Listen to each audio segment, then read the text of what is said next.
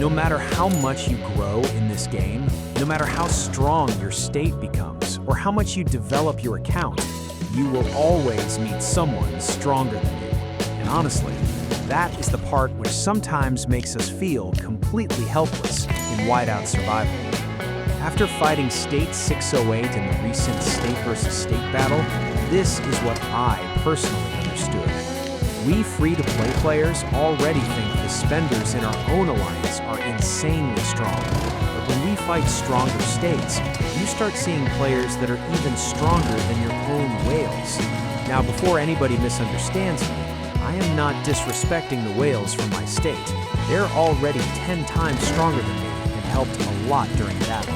But what I mean is, there is always another level in this game. And honestly, that is both the fun and painful part about Whiteout Survival. Anyhow, welcome back to the Dawn Academy expert topic, because in the last video where I used 1,000 saved Trek supplies, I still did not fully finish this topic yet. And also, you guys still did not tell me properly about your recent state versus state experience, so make sure to share it in the comments. Did your state win? Did you lose? Did you face whales? Did you survive? Or did you also get cooked like me? I really want to know. And since this video is going to be a bit longer, better use your headphones for a better experience. So after the last video, I continued doing the auto treks at double speed. And honestly, even with double speed, it still took a very long time. At first, my main focus was only Cyrille and Agnes. I did not really focus much on Holger or Romulus, especially Romulus, because that expert honestly feels more spender-focused. My main reason for choosing Cyrille and Agnes was simple. I wanted to improve bear trap and intel missions, because those are the things I personally focus on more. And honestly, after upgrading both of them, I could already feel a good difference. Bear trap damage improved, intel missions became way better, and overall progression felt smoother. Even though I still only upgraded them around halfway, I was still happy with the results. The one thing I can say for sure, doing these treks manually one by one is actually tiring. At first, it feels exciting, but after some time, you slowly start getting bored while completing them, especially for free-to-play players, because we cannot just instantly max everything. We have to slowly grind every single thing. And honestly, that takes patience. Now, if we talk about Agnes Expert, her skills are actually really good for free-to-play players, especially if you are active daily. Her first important skill is Efficient Recon. If you max that skill, you get 8 extra intel missions per day. And honestly, that is huge, because intel missions are one of the easiest ways to keep getting rewards consistently. Now, imagine missing all those extra missions every single day. That is actually a lot of rewards lost over time. The second skill is Optimization, and if you max this skill, you get 40 extra Chief Stamina gain. This is another really useful skill, because stamina disappears so fast in this game, especially during events, and for free-to-play players, every bit of stamina matters. The third skill is Project Management, which speeds up construction by 8 hours on every new build. Honestly, this one is underrated, because construction takes forever later in the game, and anything that saves time is always useful, especially for free-to-play players who cannot speed everything instantly. And the fourth skill is Covert Knowledge. This gives 100 additional mystery badges upon daily mission completion, and also gives 3 extra refreshes in Mystery Shop.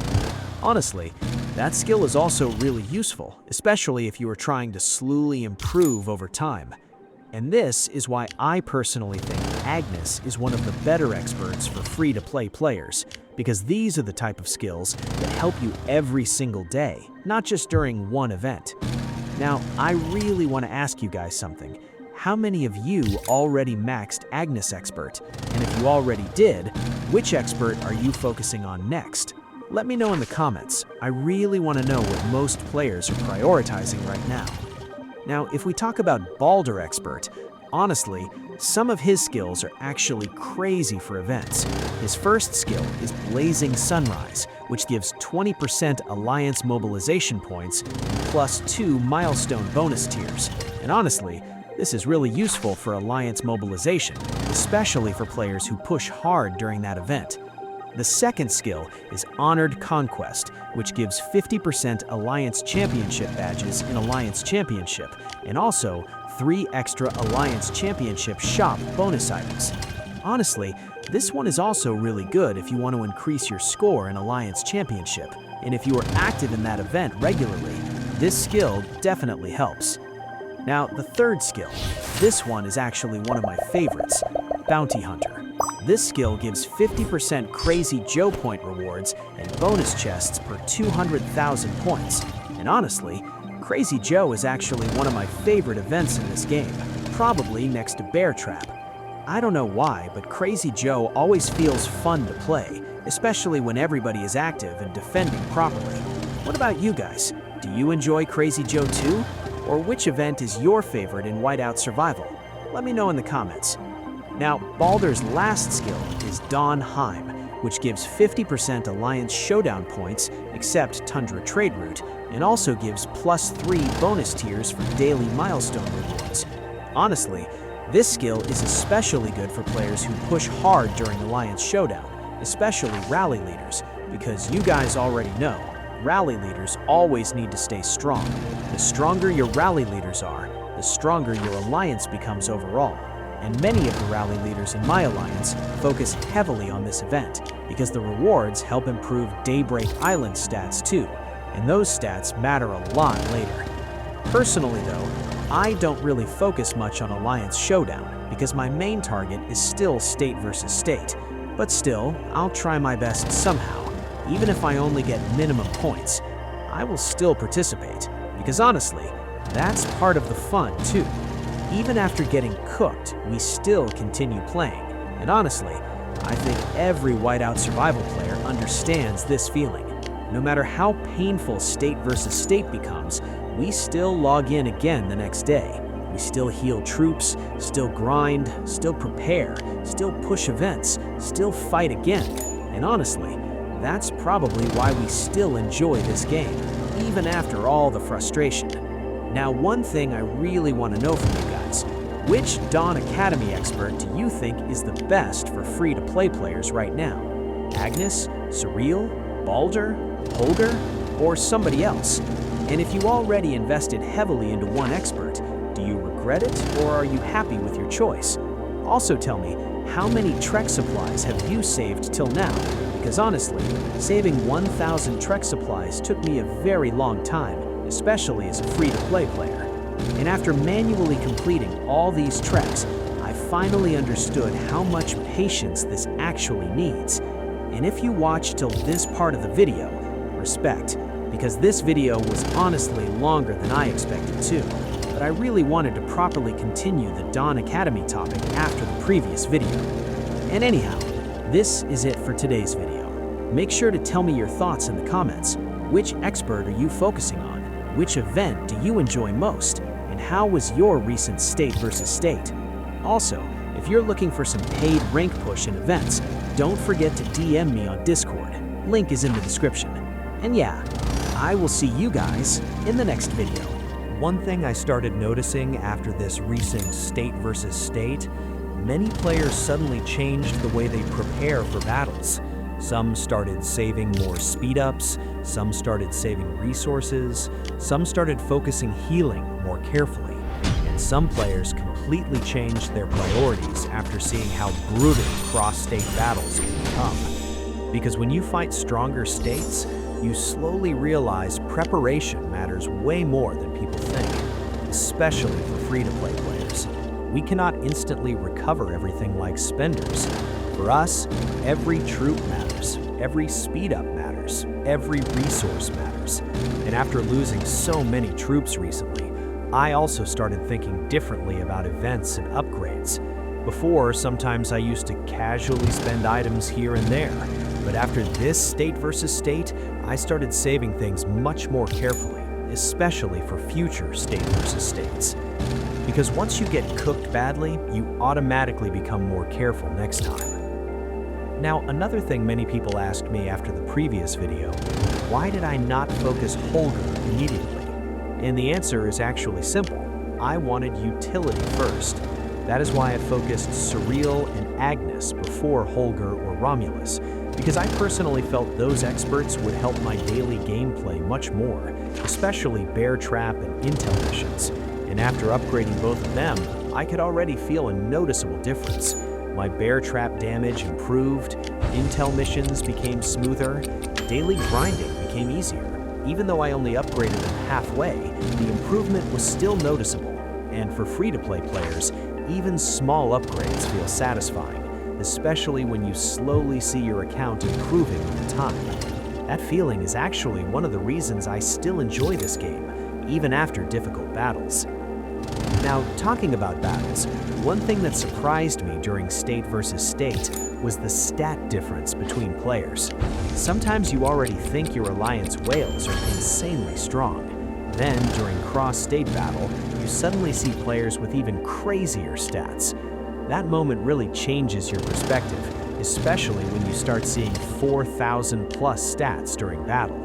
At one point, I was literally checking player profiles and wondering, how exactly are we supposed to fight this? But at the same time, that is also what makes State versus State exciting, because every battle feels unpredictable. Even if you lose badly, the teamwork still feels enjoyable. Seeing everybody reinforce together, join rallies together, defend together, that part still feels fun. And I think many players enjoy State versus State mainly because of that feeling. Now, I want to ask you guys something. When you play State versus State, do you focus mainly on getting points or helping Alliance members survive?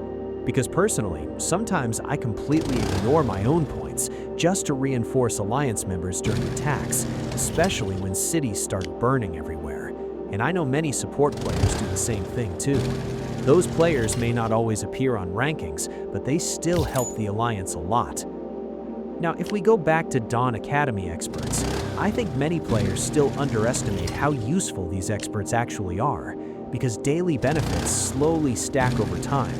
Extra stamina, extra intel missions, extra rewards, extra points, everything slowly adds up after weeks and months.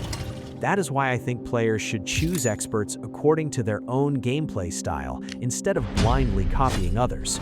Some players focus events, some focus war, some focus foundry, some focus Crazy Joe, some focus alliance mobilization. Everybody plays differently, and because of that, there is no single perfect expert for everyone. Now, after upgrading Cyrille and Agnes, daily activities already started feeling smoother for me, especially intel missions, and the extra stamina gain also helps a lot during active event days, because somehow Chief Stamina disappears instantly in this game, especially during busy events. And if you're active daily, you already know that pain. Now, another thing I wanted to ask, how many of you actually complete every daily task regularly? Because after long grinding sessions or state versus state, sometimes even I feel lazy to finish everything, especially after losing troops and spending hours in battle. At that point, you just want to close the game and rest. But somehow we still come back again the next day. That's the funny part about Whiteout Survival. No matter how painful state versus state becomes, players still log in again, still heal troops, still prepare, still grind events, still save resources, and then do everything all over again. Now, regarding Alliance Showdown, I know many rally leaders push extremely hard during that event, especially because of Daybreak Island rewards. The stronger your island becomes, the better your overall stats become too. So I completely understand why many players heavily focus that event, especially spenders and rally leaders. Meanwhile, for me, my main priority is still state versus state. That is where I mostly save my resources for, because state versus state just feels different compared to normal events. The preparation before gates open, the gray zone movement, castle battles, turret fights, rallies, reinforcements, city attacks, everything feels much more intense. Even though it becomes stressful sometimes, that excitement still makes the event fun. Now, after this recent battle, One thing I really need to improve is probably troop management, especially after losing 5.8 million troops recently. Recovery takes forever as a free-to-play player, and the next day when I logged in and saw my infirmary and enlistment office completely full, I just stared at the screen for some time, because I already knew recovery was going to be painful. Now, I really want to know from you guys, what was your biggest troop loss ever in state versus state? Because I know some players lost even more troops recently, and respect to those players too, especially the ones who still continue participating after heavy losses.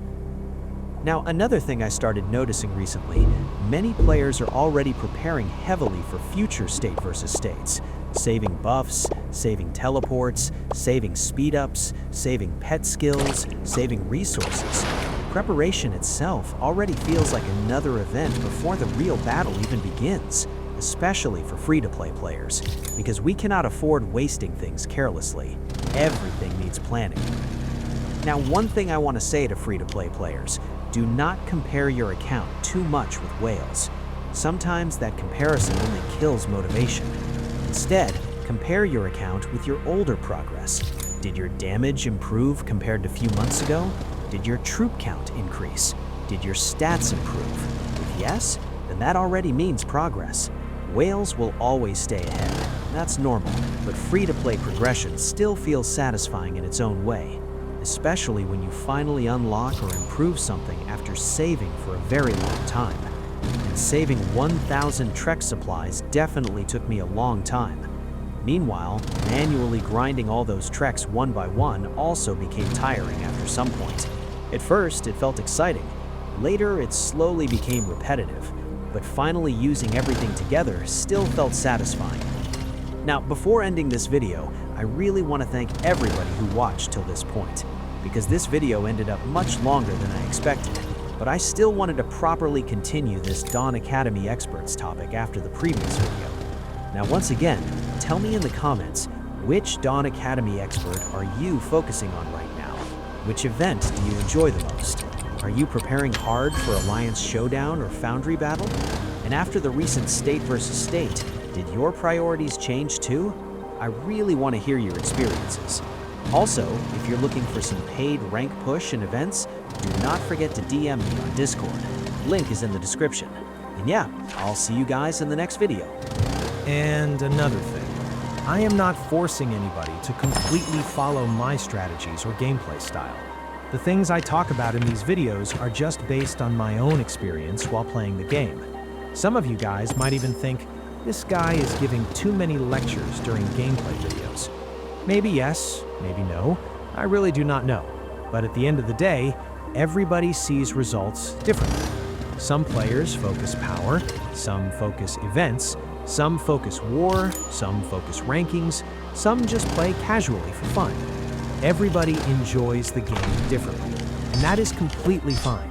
So if you guys ever have any suggestions, or if you think I am doing something wrong, or if you have completely different strategies, do not hesitate to tell me in the comments, because maybe your idea could help me improve too, and maybe it could also help other viewers watching this video.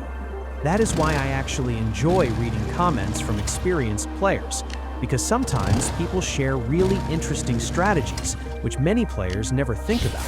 And gaming communities become much better when people help each other instead of constantly fighting over who is stronger. Now, one small thing I wanted to share before ending this video. Last year, maybe around 10 months ago, I met one player through this game. At that time, he was getting heavily trolled in his state by the dominating alliance there. Most of the players there were Koreans, and because of all that pressure and negativity, he slowly lost motivation and eventually left the game. Back then, I even made a video about that situation. And if you still search through my old videos, you might actually find that video even now.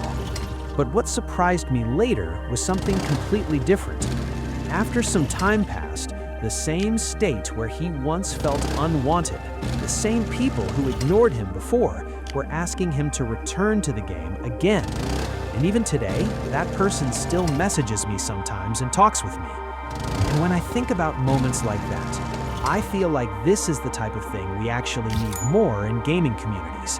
Not constant ego battles, not insulting each other over power, not trying to prove who is superior every single day. At the end, most people simply want to enjoy the game peacefully and have good memories with others.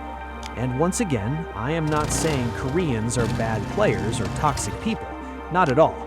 I only shared one small example from one specific situation, because every state is different, every alliance is different, every player is different. Some people are supportive, some are competitive, some become good friends through the game, and some players eventually disappear completely. That's just how online games are sometimes. But one thing I learned from all these experiences, a good community matters more than people realize.